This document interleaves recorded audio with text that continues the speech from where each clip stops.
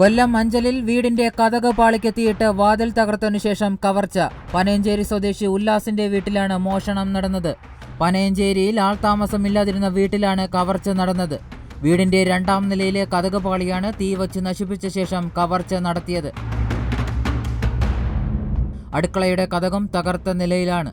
അലമാരകളും മേശകളും എല്ലാം കുത്തി തുറന്ന നിലയിലായിരുന്നു. ഇവയ്ക്കുള്ളിൽ ഉണ്ടായിരുന്ന സാധനങ്ങളെല്ലാം വാരി വലിച്ചിരിക്കുകയാണ്. വീട്ടിലുണ്ടായിരുന്ന വിലപ്പെട്ടതെല്ലാം കൊണ്ടുപോയതായാണ് വിവരം.